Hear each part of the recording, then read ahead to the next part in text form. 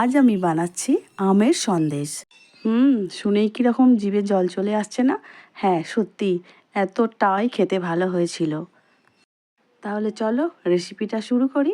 এখানে আমি 3টে আম নিয়েছি, ভালো করে ধুয়ে পরিষ্কার করে জল ঝারিয়ে নিয়ে প্লেটের মধ্যে চলে এসেছি।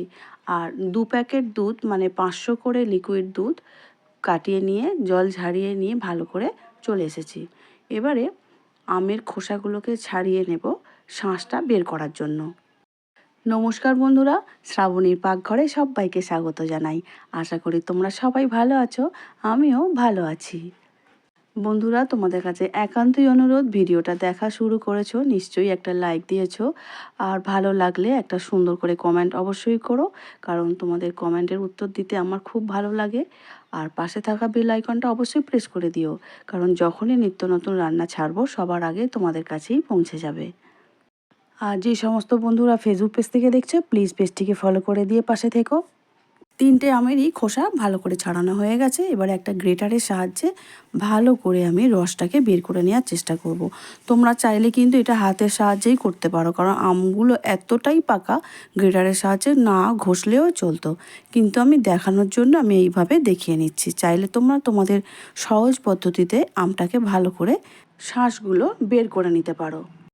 3টে আম খুব ভালো করে শাঁস বের করা হয়ে গেছে, দেখতেই পাচ্ছ। আর আমগুলো এতটাই ভিতরে মোলায়েম যে আমার মিক্সিতে দেওয়ার কোনো প্রয়োজন নেই।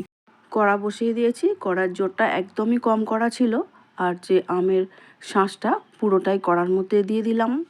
দেওয়ার পরে নাড়াচাড়া করে খুব ভালো করে আমের যে রস, সেই রসটা একটু মারার জন্য জাল দিতে থাকছি, কিন্তু আঁচটা কিন্তু সবসময় মিডিয়ামে রাখতে হবে।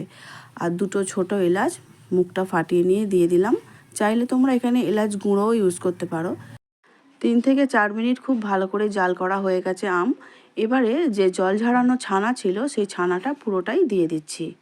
ছানাগুলো আমের শাঁসের সঙ্গে খুব ভালো করে তাড়াতাড়ি মিশিয়ে নিতে হবে। এই কাজটা কিন্তু একটু তাড়াতাড়ি করতে হবে, তাহলে দেখবে খুব সহজেই মিশে যাবে। আর যদি ছানা ছানা বোঝা না যায়, তাহলে কিন্তু মিষ্টি খেয়ে মজাই হবে না আমের। এখন ছানাটা আমের শাঁসের সঙ্গে খুব ভালো করে মেশানো হয়ে গেছে। এবারে দিয়ে দিলাম 1/2 কাপের মতো চিনি, কারণ আমটা প্রচণ্ড মিষ্টি, কোনো রকমের চিনি দেওয়ার কোনো প্রয়োজন ছিল না। আমের শাঁসের সঙ্গে ছানা দেওয়া হয়েছে, আর যেহেতু মিষ্টি, একটু মিষ্টি মিষ্টি বেশি খেতে ভালো লাগবে, সেই জন্য আমি 1/2 কাপ চিনি এখানে দিয়ে দিলাম। চিনিটা দিয়ে ভালো করে একটু নাড়াচাড়া করে নেবার পরে 4-5 চামচের মতো আমুল দুধ দিয়ে দিলাম। তাতে খেতে আরও বেশি ভালো হবে, আর গন্ধটা খুব ভালো লাগে, সেই জন্য দিয়ে দিয়েছি। আবারও খুব ভালো করে স্প্যাচুলার সাহায্যে চিনি আর আমুল দুধকে খুব ভালো করে মিশিয়ে নিচ্ছি ছানা আর আমের শাঁসের সঙ্গে। সবশেষে দিয়ে দিলাম 2 চামচ ময়দা। ময়দা দেওয়ার পরে আবারও খুব ভালো করে নাড়াচাড়া করে মিশিয়ে নিতে হবে।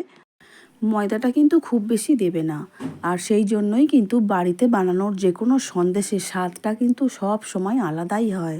আর এত সুন্দর গন্ধ ছেড়েছে, বাড়ির বাচ্চারা তো বলছে সন্দেশ বানাতে হবে না, এরকমই দিয়ে দাও, খেয়ে ফেলবো আমরা। আর সত্যিই তাই, আমের জলীয় ভাবটা যতক্ষণ থাকবে ততক্ষণ কিন্তু খুব ভালো করে পাক করে নিতে হবে। কড়া থেকে ছেড়ে ছেড়ে যখন উঠে আসছে বুঝতে পারবে, তখনই কিন্তু জানবে আমের পাকটা রেডি হয়ে গেছে। এবারে একটা প্লেটের মধ্যে একটু ঘি হাত দিয়ে মাখিয়ে নিলাম।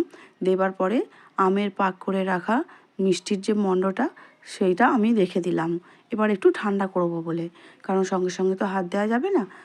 তারপর খুন্তির সাহায্যে প্লেটের মধ্যে মেলে একটু ঠান্ডা করে নেব। তারপর তুমি চৌকো করবে কি গোল করবে, যেমন ইচ্ছা করে শেপ দিতে পারো। আমি একটু চৌকো করে নিয়েছি, কারণ সন্দেশটা চৌকো চৌকো করব বলে। এখন একটা ছুরির সাহায্যে চৌকো করে পিসেসগুলো বানিয়ে নেব। আর কিছু কাজু আর কিশমিশ খুব ভালো করে ধুয়ে রেখে দিয়েছি। দেখতে ভালো লাগা আর খেতে ভালো লাগা দুটোই বলতে পারো, সেই জন্য। বাড়িতে যে কোনো পূজা অকেশান বা বাচ্চারা যদি বায়না করে বা নিজেদের খাওয়ার ইচ্ছা হয়, এইভাবে সন্দেশ বানিয়ে নিতেই পারো। তবে হ্যাঁ, ছানার পরিবর্তে যদি এখানে সুজির ব্যবহার করতে পারো, তাহলেও কিন্তু সন্দেশগুলো খেতে ভালোই হবে। তবে সেক্ষেত্রে টেস্টটা একটু বদলে যাবে, কিন্তু খেতে তো ভালো হবেই। চৌকো শেপ দিয়ে সন্দেশের পিসগুলো সব বানানো হয়ে গেছে। এখন একটা প্লেটের মধ্যে তুলে নিচ্ছি আর সাজিয়ে নিচ্ছি। এবারে কিছু কাজু কিশমিশ আছে, যেগুলো বলেছিলাম ধুয়ে পরিষ্কার করে রেখে দিয়েছিলাম, সেই কাজু আর কিশমিশ 2টো করে প্রত্যেকটা সন্দেশের ওপরে দিয়ে দেব। দেখো তো সন্দেশগুলো দেখে কেমন লাগছে। আমার তো খুবই ভালো লাগছে দেখে, আর আমি খুব পছন্দও করেছি। বিশেষ করে আমার বাড়ির বাচ্চারা, তারা যদি খুশি হয় তো আমি খুবই খুশি। কারণ নতুন নতুন রেসিপি যদি বানাতে থাকি, ওরাও খুব আনন্দের মধ্যেই থাকে। যখন কোনো ভালো গন্ধ রান্নাঘর থেকে বেরিয়ে আসে, তখন ভাবছে যে আজকে কিন্তু যে মা দারুণ কিছু রেসিপি বানাচ্ছ, তাই না? দুজনেই কিন্তু বারান্দার মধ্যে ওয়েটিংয়ে থাকে, কখন রেডি হয়ে যাবে আর ওদেরকে দিয়ে টেস্ট করানো হবে। আর আমি প্রত্যেকটা ভিডিওতেই বলেছি, ওদের দিয়ে যে কোনো রেসিপি টেস্ট করাতে খুবই ভালোবাসি। বিশেষ করে যে কোনো স্ন্যাক্স, মিষ্টি এইগুলো বানাই।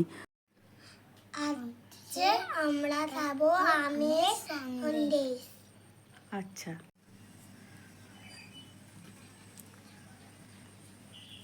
খেয়ে দেখো তো কেমন হয়েছে।